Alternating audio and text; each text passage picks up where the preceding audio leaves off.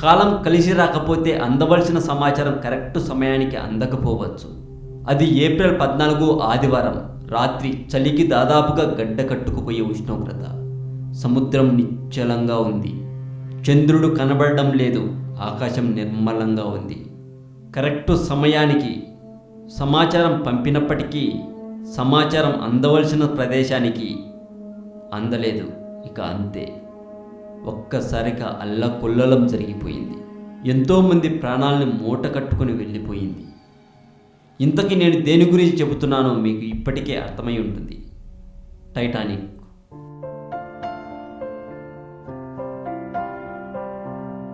White star line అనే సంస్థ కోసం హార్లాండ్ అండ్ వోల్ఫ్ అనే నౌక నిర్మాణ సంస్థ తయారు చేసిన 3 నౌకల్లో ఒకటి టైటానిక్. 1912లో దానిని మొదటిసారిగా ప్రవేశపెట్టినప్పుడు ప్రపంచంలో కల్లా అతిపెద్ద నౌక అన్నారు.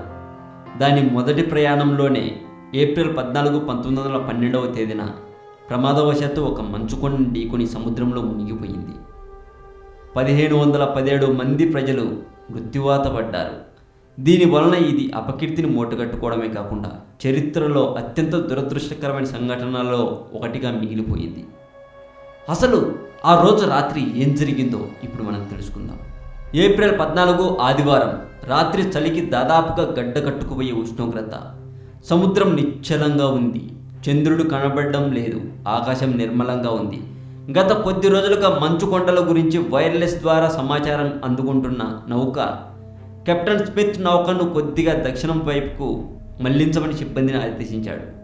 ఆ రోజు మధ్యాహ్నం 1:45 సమయానికి అమెరికా అనే స్టీమర్ టైటానిక్ నౌక వచ్చే దారిలో భారీ మంచు పర్వతాలు ఉండవచ్చునని చేసిన హెచ్చరికలు దురదృష్టవశాత్తు నౌకను నియంత్రించే బ్రిడ్జ్ గదికి చేరలేదు. సాయంత్రం మిసాబా అనే నౌక నుంచి వచ్చిన అలాంటి హెచ్చరికలు కూడా నియంత్రణ గదికి చేరలేదు. రాత్రి 11:40 సమయంలో టైటానిక్ న్యూ ఫౌండ్ ల్యాండ్స్ ఉత్తర అమెరికాకు సమీపంలో ఉండే ఒక పెద్ద ద్వీపం వద్దగల గ్రాండ్ బ్యాక్స్ సముద్రం లోపల ఉండే పీఠభూముల లాంటి ప్రదేశాల్లో ప్రయాణిస్తుంది. నౌకకు ముందుగా దాని దారిలో పయనిస్తూ సమాచారాన్ని అందిస్తూ హెచ్చరికలు చేస్తూ వెళ్ళే ఫ్రెడరిక్ ప్లీట్ మరియు రెజినాల్డ్ లీ టైటానిక్కు ఎదురుగా పెద్ద మంచు పర్వతాన్ని కనుగొన్నారు. ఫ్లీట్ కుడివైపు మంచు పర్వతం ఉందని చెప్తూ బ్రిడ్జ్ గదికి వెళ్ళే గంటను మోగించాడు. నౌకాధికారి ముర్లోక్ నౌకను ఉన్న పలంగా ఎడమవైపుకు మళ్లించమని ఆదేశించాడు. ఇంజిన్ ఒక్కసారి ఆగిపోయి మళ్ళీ తిరిగి పరిగెత్తడం ఆరంభించింది. కానీ నౌక పర్వతానికి గుద్దుకోవడం మాత్రం అనివార్యమైంది. ఈ గుద్దుకోవడంలో నౌక కుడి భాగం వైపు 300 అడుగుల పొడవు మేరకు నౌక ప్రధాన భాగం రాపిడికి గురై నిర్మాణంలో వాడిన రివెట్లను బయటపడేసింది. సముద్రపు నీరు ముందు భాగపు గదులను నింపేస్తుండడంతో వాటి తలుపులు వాటంతటా అవే మూసుకుపోయాయి. 4 కంపార్ట్మెంట్లు నీటితో నిండిపోయిన టైటానిక్ తేలగలిగి ఉండేది, కానీ 5 కంపార్ట్మెంట్లు నీటితో నిండిపోవడం ప్రారంభించాయి. ఈ విధంగా మునిగిపోవడం వలన నీరు పైన ఉండే కంపార్ట్మెంట్లకు కూడా ఎగదన్నింది. ప్రమాదాన్ని గుర్తించిన కెప్టెన్ స్మిత్ బ్రిడ్జ్ గదిలోకి వచ్చి నౌకను పూర్తిగా ఆపివేయమని ఆదేశించాడు. ఏప్రిల్ 15 అర్ధరాత్రి తర్వాత థామస్ ఆండ్రూన్ మరియు ఇతర నౌకాధికారులు పరీక్షించి లైఫ్ బోట్లను సమాయుత్తపరచమని పురమాయించారు. మొదటి లైఫ్ బోటు 7వ నంబర్ బోటు అందరూ నమ్ముతున్నట్లుగా 12:40కి కాగా 12:27కి 12 మంది ప్రయాణికులతో క్రిందికి దించబడింది. 5వ నంబర్ బోటు 2-3 నిమిషాల తర్వాత దించబడింది. టైటానిక్లో మొత్తం 1178 మందిని కాపాడగలిగే 20 లైఫ్ బోట్లు ఉండేవి. ఇవి నౌకలోని మొత్తం సిబ్బంది మరియు ప్రయాణికులకు సరిపోకపోయినా అప్పటి బ్రిటిష్ నియమాల ప్రకారం కావలసిన దానికన్నా ఎక్కువ బోట్లే ఉన్నాయి. అప్పట్లో నౌకలో ఎంతమంది ప్రయాణికులు ఉన్నారన్న దానికన్నా నౌక ఎంత బరువున్న దాన్ని బట్టి బోట్ల సంఖ్యను లెక్కించేవారు. వైర్లెస్ ఆపరేటర్లైన జాక్ ఫిలిప్స్ మరియు హొరాల్డ్ బ్రెడ్ ప్రమాద సంకేతాలను నలుదిక్కులకు పంపించడం ప్రారంభించారు. కానీ ప్రమాదవశాత్తు కొంతమందిని మాత్రమే కాపాడగలిగారు. ఆ తర్వాత అవశేషాల కోసం అన్వేషణ. టైటానిక్ మునిగిపోయిన కొద్ది కాలానికి దాని అవశేషాలను కనుగొనాలని, వీలైతే దానిని సముద్ర గర్భం నుంచి బయటకు తీసుకురావాలని ఆలోచనలు చేశారు. కానీ సెప్టెంబర్ 1, 1985 వరకు అవి ఏవీ కార్యరూపం దాల్చలేదు. తర్వాత వోర్డ్స్ హాల్ సముద్ర పరిశోధనా సంస్థకు చెందిన జీన్ లూయిస్ మైకెల్ మరియు రాబర్ట్ బల్లార్ నేతృత్వంలో సముద్రం అడుగు భాగంలో 2 మైళ్ళ లోతులో నౌక అవశేషాలను కనుగొనడం జరిగింది. ఈ పరిశోధనలో బయటపడిన ప్రధాన అంశాలు నౌక 2గా విడిపోయిందని కనుగొనడం, ముందు భాగం మరియు వెనుక భాగం విడిపోయి ఒకదానికొకటి వ్యతిరేక దిశలో 600 మీటర్ల దూరంలో పడి ఉన్నాయట.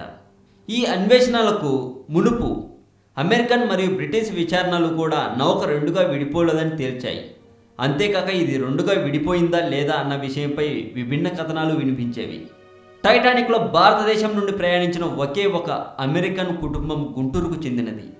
వీరు గుంటూరు నుండి అమెరికాకు తిరిగి వెళుతూ ఇంగ్లాండ్లో టైటానిక్ ఎక్కారు.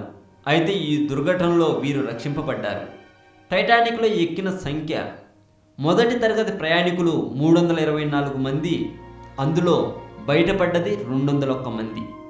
రెండవ తరగతి ప్రయాణికులు 277 మంది, అందులో బయటపడ్డది 118 మంది. మూడవ తరగతి ప్రయాణికుల్లో 708 మంది, బయటపడ్డది 181 మంది. సిబ్బంది 885 మంది, బయటపడింది 212 మంది. మీరు ఇక్కడ ఒక చిన్న విషయం గమనించవచ్చు. మూడవ తరగతి ప్రయాణికులు 708 మంది అయితే అందులో బయటపడ్డది 181 మంది. సో అప్పటి కాలంలో కూడా డబ్బుకున్న వాల్యూ చూశారా? మొదటి తరగతి వాళ్ళతో రెండవ తరగతి వాళ్ళతో పోలిస్తే మూడవ తరగతి ప్రయాణికులు మాత్రమే అంత తక్కువ మంది కాపాడబడ్డారు. ఈ వీడియో మీకు నచ్చినట్లయితే లైక్ చేయండి, షేర్ చేయండి. ఈ వీడియో మీద మీ కామెంట్ కూడా పోస్ట్ చేయవచ్చు. మీరు పెట్టే ప్రతి కామెంట్కు నేను తప్పక రిప్లై ఇస్తాను. ఇలాంటి మరింత సమాచారం తెలుసుకోవడం కోసం సబ్స్క్రైబ్ చేయండి Telugu Mojo channel. And cinema news కోసం మా ఇంకొక ఛానల్ టాలీవుడ్ సెంట్రల్ ఛానల్ని కూడా సబ్స్క్రైబ్ చేయండి.